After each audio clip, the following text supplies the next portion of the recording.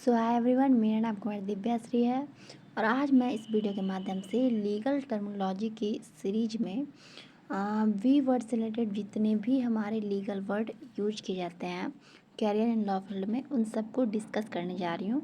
So I hope यह video आप लोग के लिए काफ़ी हेल्पफुल एंड सपोर्टिव रहेगा और आशा करती हूँ कि इस वीडियो के माध्यम से और आगे आने वाली जितनी भी वीडियो हो उनके माध्यम से आप लोग को लीगल वर्ड को समझने में काफ़ी सहायता मिलेगी।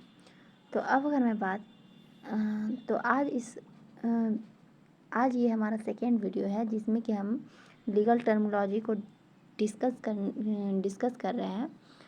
तो इस वीडियो में हम लीगल टर्मिनोलॉजी के सीरीज में बी वर्ड से रिलेटेड जितने भी लीगल वर्ड यूज किए जाते हैं उनको डिस्कस करेंगे, ठीक है। तो एक एक कर हम इन्हें देखने का प्रयास करें।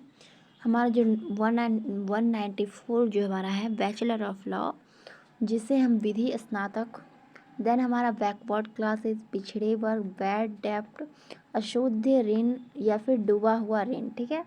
बैड फेथ, असद्भाव, दुर्भाव, बैड इन लॉ अर्थात विधि विरुद्ध, विधि की दृष्टि से दोषपूर्ण, ठीक है।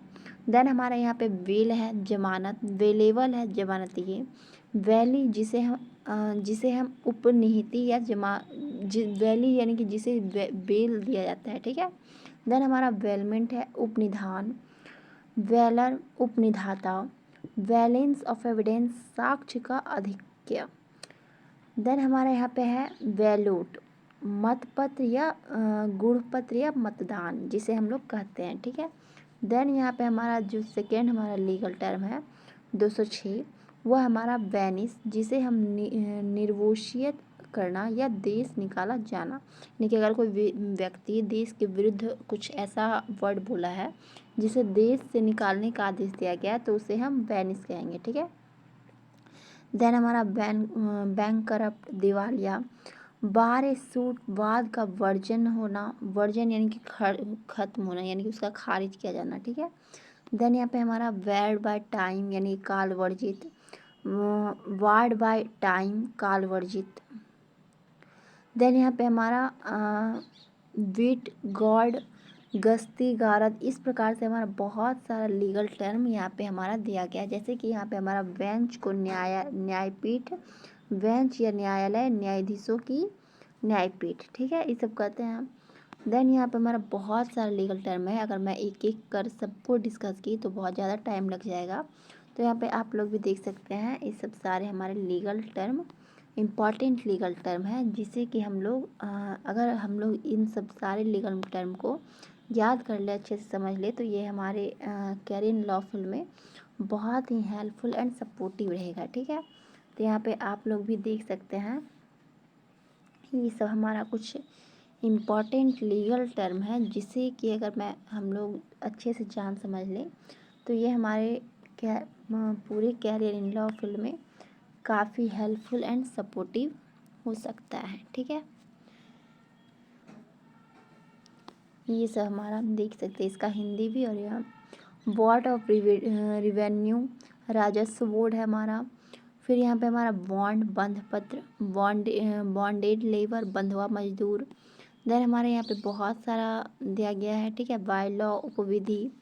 देन यहाँ तक हमारा 254 तक हमारा बी से रिलेटेड सारा इम्पॉर्टेंट लीगल टर्मिनोलॉजी दिया गया है।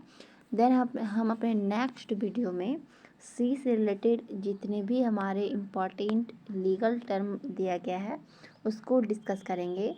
तो अभी के लिए यहीं पर वीडियो समाप्त करते हैं। आशा करती हूँ यह वीडियो आप लोग के लिए काफ़ी हेल्पफुल एंड सपोर्टिव रहा है और इस वीडियो के माध्यम से आप लोग को बहुत सारे लीगल टर्म को जानने और समझने में काफ़ी सहायता मिलेगी, ठीक है।